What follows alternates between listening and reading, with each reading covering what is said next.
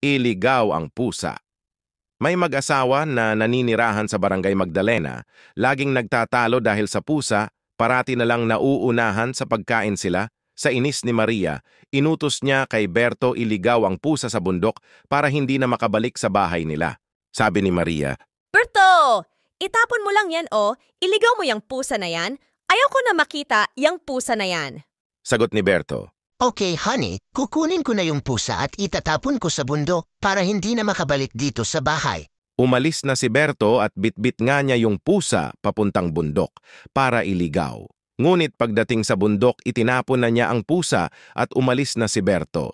Ngunit hindi na niya matandaan ang daan pauwi sa barangay nila at may kalayuan din kasi ang nilakad niya. Magdidilim na hindi ko pa alam kung saan ako dadaan pa uwi. Nakita ni Berto ang pusa at tumingin sa kanya at nagpatuloy sa paglalakad ang pusa at sinundan naman ni Berto ang pusa. Madilim na nang nakabalik si Berto sa barangay nila nang dahil sa pusa nakabalik siya.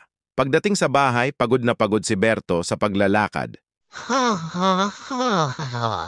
Heist, pagod na pagod ako sa paglalakad. At pumasok ang pusa at tumabi kay Berto. Nang nakita ni Maria na nandyan pa rin ang pusa, nagalit ito at sinigawan si Berto. Hoy! Berto?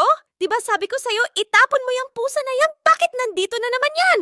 Pambihira ka naman, honey. Kung hindi dahil dyan sa pusa na yan, hindi ako makakabalik dito sa bahay. Natawa ka ba sa kwento ko? Kung yes, mag-follow ka na sa Noe Fact Stories. Maraming salamat.